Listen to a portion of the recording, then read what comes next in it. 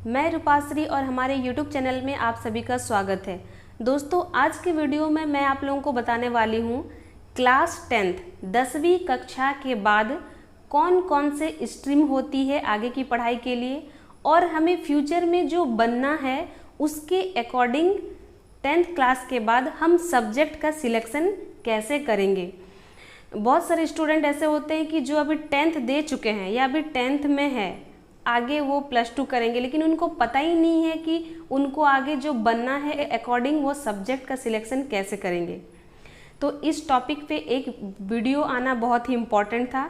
साथ ही साथ बहुत सारे ऐसे स्टूडेंट हैं जो जूनियर क्लास के हैं, वो भी मुझे बहुत पूछते हैं कि मैम मुझे आगे जाके वकील बनना है, कोई बोलते हैं मुझे जज बनना है, कोई टीचर बनना है, कोई प्रोफेसर लेक्चर बनना है।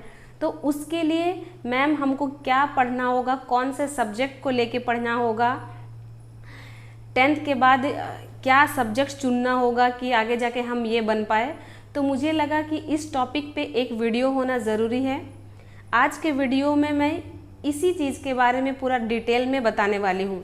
अगर मैं वर्बली इस तरह से बताऊँ तो मे भी सभी को समझ में ना आए, तो इसीलिए इस चीज़ को समझाने के लिए मैं एक टेबल का इस्तेमाल करूँगी और उस टेबल से ही पूरा डिटेल में बताऊँगी कि क्लास 10th के बाद कौन कौन से सब्जेक्ट होता है और फ्यूचर में जो हम बनना चाहते हैं उसके अकॉर्डिंग हम 10th के बाद सब्जेक्ट का सिलेक्शन कैसे करेंगे और कौन कौन से जो फॉर्म होते हैं वो 10th के बाद हम भरने के लिए एलिजिबल हो जाते हैं। तो ये सब चीज़ के बारे में आज के वीडियो में मैं डिटेल में बताऊंगी। दोस्तों, क्लास 10 तक तो हमें सारे सब्जेक्ट का पढ़ाई करना होता है, चाहे साइंस हो, मैथ्स हो, सोशल साइंस हो, हिंदी, इंग्लिश, संस्कृत, सारे सब्जेक्ट का पढ़ाई करना होता है। लेकिन जैसे हम 11th में चले जाते हैं तो हमें आर्ट्स, साइंस और कॉमर्स में से किसी एक स्ट्रीम को चुनना होता है। तो 10th के बाद जो है हमारे पास 3 रास्ते होते हैं, आर्ट स्ट्रीम, साइंस स्ट्रीम और कॉमर्स स्ट्रीम। आर्ट्स को हिंदी में कहा जाता है कला, साइंस को विज्ञान और कॉमर्स को वाणिज्य। तो यहाँ पे 10वीं कक्षा के बाद हमारे पास 3 रास्ता है, या तो हम आर्ट्स चुन सकते हैं या साइंस या फिर कॉमर्स। अगर हम आर्ट्स ले लेते हैं तो आर्ट्स के अंदर जो सा सब्जेक्ट होता है वो है history, geography, political science, economics, psychology, philosophy, Hindi, English, Sanskrit, music, dance, regional language. ये सारा सब्जेक्ट जो है वो आर्ट्स स्ट्रीम के अंतर्गत आता है। इन्हीं में से कोई 5 या 6 सब्जेक्ट आपका 11 में रहता है अगर आप आर्ट्स स्ट्रीम लेते हो तो। और आर्ट्स स्ट्रीम से आपके पास कैरियर ऑप्शन जो है वो है, आप अगर आर्ट्स स्ट्रीम से लेके पढ़ाई करते हो तो आगे आप लॉ कर सकते हो, लॉ अर्थात वकील, लॉयर, जज बन सकते हो, मैनेजमेंट कर सकते हो, टीचिंग कर सकते हो अगर आप इन सब चीज़ को लेके पढ़ते हो और आगे हायर स्टडी करते हो। लाइक जैसे हिस्ट्री लिए हो आप 11 में तो 11-12 आपका हिस्ट्री सब्जेक्ट रहेगा। आफ्टर दैट आप ग्रेजुएशन में भी हिस्ट्री करते हो, पोस्ट ग्रेजुएट में भी हिस्ट्री लेते हो, तो आगे चल के आप अगर टीचर की ट्रेनिंग करते हो तो आपके पास टीचिंग का ऑप्शन होगा। उसी तरह होटल मैनेजमेंट और टूरिज्म कर सकते हैं, फैशन डिज़ाइन कर सकते हैं, जर्नलिज्म बन सकते हैं, IAS, IPS एंड डिफेंस, सेना में भी जा सकते हैं। तो आर्ट्स स्ट्रीम लेके अगर आप पढ़ाई करते हैं तो इन सभी चीज़ों पे अपना करियर बना सकते हैं। इसके बाद आता है विज्ञान, science stream. List of science stream में देखिए 2 तरह का जो है इसमें ब्रांच है, एक बायोलॉजिकल साइंस और एक नॉन बायोलॉजिकल साइंस। तो बायोलॉजिकल साइंस में बायो साइंस आता है और नॉन बायोलॉजिकल साइंस में प्योर साइंस आता है।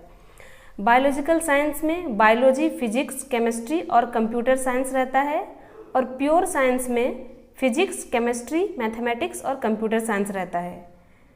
ठीक है, तो बायोलॉजिकल साइंस वाले स्टूडेंट भी इंग्लिश और ईवीएस की पढ़ाई करते हैं और प्योर साइंस वाले भी इंग्लिश और ईवीएस की पढ़ाई करते हैं। तो क्लास 10th पास करने के बाद अगर आप 11 में साइंस लेते हो और साइंस में भी बायो साइंस, तो ये सारे सब्जेक्ट आपके पास होंगे पढ़ने के लिए। और अगर प्योर साइंस लेते हैं तो ये सारे सब्जेक्ट होंगे आपके पास पढ़ने के लिए। इसके बाद career option in science stream, क्या क्या कैरियर बना सकते हैं आप साइंस स्ट्रीम से। इसमें भी देखिए, अगर बायो साइंस लेते हैं तो मेडिकल लाइन में आप अपना कैरियर बना सकते हैं। मेडिकल लाइन में जैसे डॉक्टर हो गया, nursing, biotechnology, nutrition, dietitian, pharmacist. इसके अलावा मेडिकल लाइन के अलावा जैसे एग्रीकल्चर हुआ, अगर आप हायर स्टडी करते हो तो टीचर बन सकते हो इन सभी चीज़ों के, जैसे बायो साइंस के टीचर बन सकते हो।